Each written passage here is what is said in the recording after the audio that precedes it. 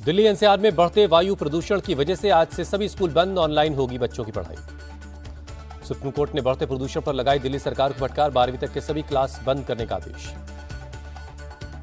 Supreme court ने दिल्ली सरकार को दिया सख्त आदेश, ग्रैब 4 की पाबंदियां बिना सुप्रीम कोर्ट के आदेश के नहीं हटाई जाएंगी, भले ही AQI 450 से नीचे आ जाए। गाजियाबाद और मेरठ में बढ़ते प्रदूषण की वजह से ग्रैब 4 की पाबंदियां लागू, अगले आदेश तक सभी स्कूल बंद, ऑनलाइन होंगी क्लासेस।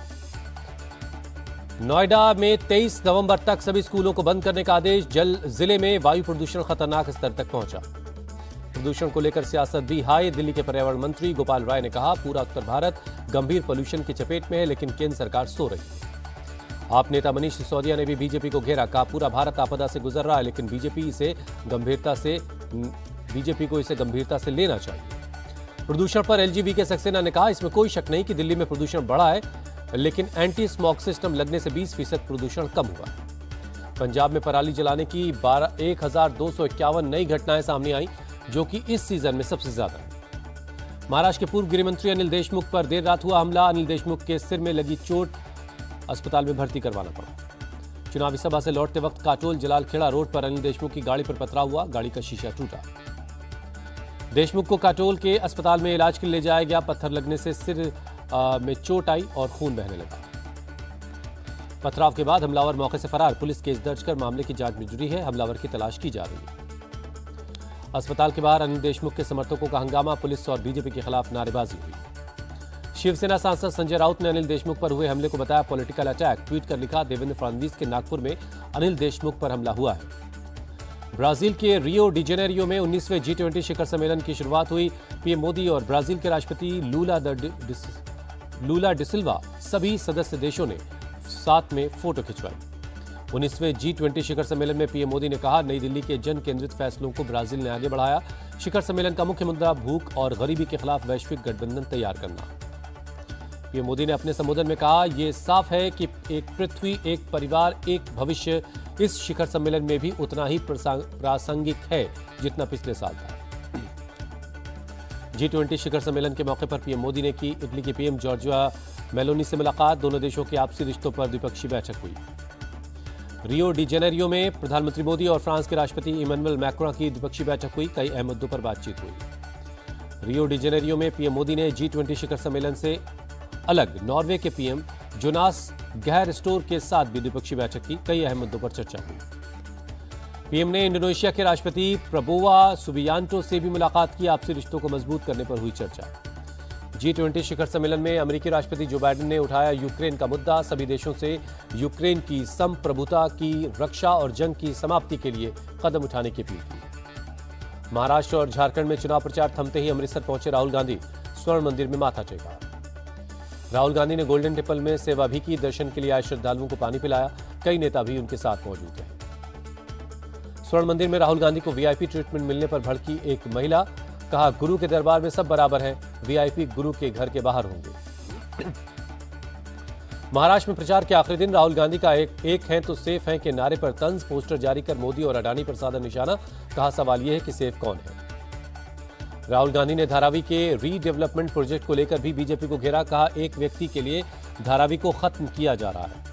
राहुल गांधी के पोस्टर अटैक पर बीजेपी ने पलटवार किया, विनोद तावड़े ने कहा अडानी का सबसे ज्यादा विकास कांग्रेस के राज में हुआ।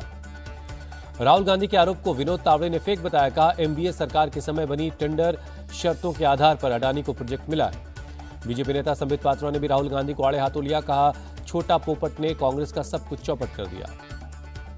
संबित पात्रा ने राहुल को सेफ का मतलब भी समझाया, कहा भारत को लूटने वाले सेफ का मतलब तिजोरी ही समझेंगे, हमारा सेफ यानी देश को घुसपैठियों से सुरक्षित रखना।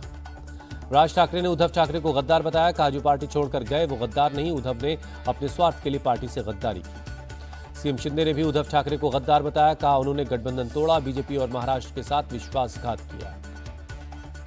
इंडिया टीवी से खास बातचीत में बोले महाराष्ट्र के सीएम एकनाथ शिंदे, उद्धव ठाकरे ने बाला साहब की विचारधारा को बेचा। सीएम शिंदे ने आरोप लगाया कि उद्धव अपने नेताओं कार्यकर्ताओं को नौकर समझते हैं, वो अब हिंदुत्व को अपने हिसाब से मोड़ते हैं। बटेंगे तो कटेंगे के नारे का सीएम शिंदे ने बचाव किया, कहा लोग इसका गलत मतलब निकाल रहे हैं, इसमें हिंदू मुसलमान की बात नहीं है। मतदान से पहले महाराष्ट्र के डिप्टी सीएम अजित पवार ने अल्पसंख्यक समाज को भरोसा दिया कि डरने की जरूरत नहीं है, किसी के साथ नाइंसाफी नहीं होने देंगे। महाराष्ट्र विधानसभा चुनाव पर बोले गोवा के मुख्यमंत्री प्रमोद सावंत, हमें पूरी उम्मीद है कि जनता महायुति और एनडीए की सरकार को चुनेगी। प्रमोद सावंत ने कहा, बीते 3 दिन में महाराष्ट्र में था, लोगों में महायुति को लेकर जबरदस्त उत्साह है। मुंबई में विधानसभा चुनाव से पहले सुरक्षा बढ़ाई गई, पुलिस के जवानों ने संभाला मोर्चा। बीती रात पुलिस ने चलाया चेकिंग अभियान, आने जाने वाली गाड़ियों की जांच की गई।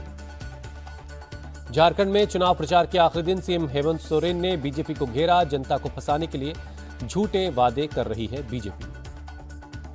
झारखंड के जामताड़ा और साहबगंज में सीएम योगी ने किया ऐलान, जिन्होंने प्रदेश को लूटा उसके लिए जिम्मेदारी तय होगी। सीएम योगी ने झारखंड की जनता को भरोसा दिया कि चुनाव के बाद घुसपैठियों को झारखंड से भगाया जाएगा। झारखंड में प्रचार के आखिरी दिन भी सीएम योगी ने बटेंगे तो कटेंगे के नारे को दोहराया, कहा हमें अब एकजुट रहना है, एक रहेंगे तो सेफ रहेंगे। चुनाव प्रचार के साथ साथ सीएम योगी ने पूजा अर्चना की, वैद्यनाथ धाम जाकर भगवान का आशीर्वाद लिया। झारखंड के बोकारो में केंद्रीय मंत्री शिवराज सिंह ने किया रोड शो, बीजेपी उम्मीदवार के लिए वोट मांगा। केंद्रीय मंत्री चिराग पासवान ने कहा, 5 साल में हेमंत सोरेन सरकार ने लोगों को निराश किया, मुख्यमंत्री खुद भ्रष्टाचार के आरोप में जेल गए। झारखंड को लेकर राहुल गांधी का बड़ा ऐलान, हर महिला को 2,500 रुपए देगी कांग्रेस, परिवार के हर व्यक्ति को हर महीने 7 किलो अनाज का वादा भी किया गया है। राहुल गांधी की झारखंड की जनता से वादा, 5 लाख रुपए तक का मुफ्त इलाज मिलेगा, आरक्षण को 50% से बढ़ाना भी चाहता हूं। कल्पना सोरेन ने जेएमएम को बताया, जनता से जुड़ी पार्टी, कहा हमारी नीयत साफ है, हम अपने झारखंडी मुद्दों पर कायम रहेंगे। यूपी उपचुनाव के प्रचार के आखिरी दिन मुजफ्फरनगर में सपा चीफ अखिलेश यादव का दावा, मीरापुर में पीडीए की एकजुटता देखकर बीजेपी घबरा गई है। मीरापुर उपचुनाव के लिए ओवैसी ने झोंकी अपनी ताकत, योगी के कटेंगे तो बटेंगे के नारे के बदले कहा, अनेक हैं तो अखंड है। यूपी के डिप्टी सीएम ब्रजेश पाठक ने कहा, अखिलेश यादव गलतफहमी में है, सभी 9 सीटों पर कमल खिलने जा रहा है। उपचुनाव से पहले सपा ने उपचुनाव आयोग को लिखा खत, अपील की वोटिंग के दिन कोई भी पुलिसकर्मी किसी भी मतदाता का आईडी चेक न करे। प्रचार के आखिरी दिन एक दिलचस्प तस्वीर आई सामने, मुरादाबाद की कुंदर की सीट से बीजेपी उम्मीदवार रामवीर सिंह ठाकुर को मुस्लिम समुदाय के लोगों ने नोटों से तौला। गैंगस्टर लॉरेंस बिश्नोई का भाई अनमोल बिश्नोई अमेरिका में गिरफ्तार, बाबा सिद्दीकी की हत्या, सलमान खान के घर पर फायरिंग और मूसेवाला मर्डर केस में नाम आ चुका है। अनमोल बिश्नोई को कैलिफोर्निया की पुलिस ने गिरफ्तार किया, एनआईए और महाराष्ट्र पुलिस अनमोल को भारत लेकर आएगी। मध्य प्रदेश के बुरहानपुर में धार्मिक स्थल को लेकर 2 समुदाय आमने सामने, पथराव में 4 लोग जख्मी। मौके पर बड़ी संख्या में पुलिस बल तैनात, फ्लैग मार्च हुआ, लोगों से शांति बनाए रखने की अपील की गई। गुजरात के सूरत से सामने आया हैरान करने वाला मामला, झोला छाप डॉक्टरों ने मल्टी स्पेशलिटी हॉस्पिटल बनाया, उद्घाटन के दूसरे दिन हुआ खुलासा। इलाके में रौब जमाने के लिए निमंत्रण पत्रिका में पुलिस के आला अधिकारियों के नाम बिना पूछे छपवाए गए, अस्पताल को किया गया सील, पुलिस जांच में जुटी है। गुजरात के भावनगर में सामने आया मानवता को शर्मसार करने वाला मामला, 9 साल की एक बच्ची को उसकी सौतेली मां बेरहमी से पीटने के बाद करती थी प्रताड़ित। बाल कल्याण समिति ने बच्ची को किया रेस्क्यू, पूछताछ में बच्ची ने बताया, मुझे और मेरी बहन को अक्सर पीटा जाता है, पंखे से लटका दिया जाता था, मामले की जांच की जा रही है।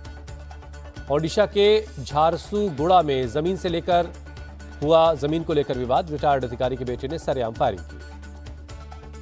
पीड़ित पक्ष ने पुलिस में शिकायत दर्ज करवाई, फायरिंग करने वाले शख्स और उसके पिता को पुलिस ने हिरासत में लिया। यूपी के नोएडा में सेक्टर 63 में बिल्डिंग गिरी, मलबे में कई लोगों के दबे होने की आशंका है। जम्मू कश्मीर के त्राल में लश्कर का एक आतंकी पकड़ा गया, कई हथियार और विस्फोटक बरामद हुआ। सीबीआई ने छत्तीसगढ़ पीएससी के पूर्व अध्यक्ष तमन सिंह सोनवानी को पकड़ा, 45 लाख रुपए रिश्वत लेने का आरोप है। यूपी के गोंडा में अतिक्रमण हटाने गई पुलिस और राजस्व टीम के सामने 2 लड़कियों का हंगामा, भागने के दौरान एक लड़की छत से गिरी लड़की को मेडिकल टेस्ट के बाद कोर्ट में पेश किया गया, कोर्ट ने लड़की को न्यायिक हिरासत में भेजा। झांसी की महारानी लक्ष्मीबाई मेडिकल कॉलेज में जांच टीम ने जुटाए सबूत, आग लगने से 11 नवजात बच्चों की जान गई थी। यूपी के भदोई में प्रशासन का एक्शन, सपा विधायक जाहिद बेग की पत्नी की संपत्ति कुर्की गई, नाबालिग नौकरानी की आत्महत्या से मामला जुड़ा हुआ है।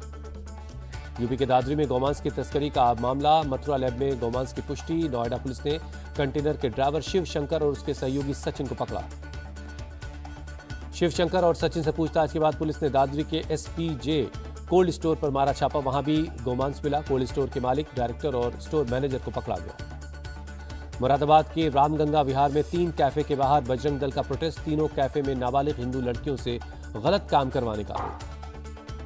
गोरखपुर के झगहा में इनामी लुटेरा पकड़ा गया। महिलाओं के सिर पर रॉड या डंडे से हमला कर लूटपाट करता था। एमपी के टीकमगढ़ में महिला थाना प्रभारी ने एक युवक को जड़ा थप्पड़ पलटकर युवक ने भी मारा चाटा। जाम खुलवाने गई थी थाना प्रभारी। हैदराबाद के लक्ष्मी गुडा में प्रजापति मंदिर के पास विस्फोट, एक शख्स जख्मी हो गया।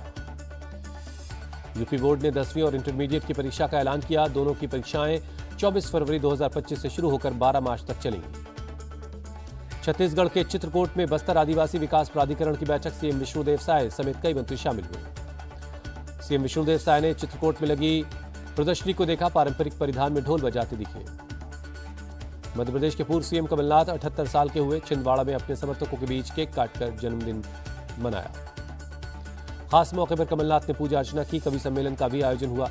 मशहूर कवि कुमार विश्वास भी मंच पर मौजूद थे। हैदराबाद में कोटि दीपोत्सवम 2024 का आयोजन हुआ। केंद्रीय रक्षा मंत्री राजनाथ सिंह शामिल हुए। फिल्म स्टार शिल्पा शेट्टी भगवान की भक्ति में डूबी नजर आई। परिवार के साथ शिल्पा ने उज्जैन के महाकालेश्वर मंदिर में पूजा की। 5 टेस्ट मैचों की बॉर्डर गावस्कर ट्रॉफी से पहले कोहली को लेकर चर्चा जारी।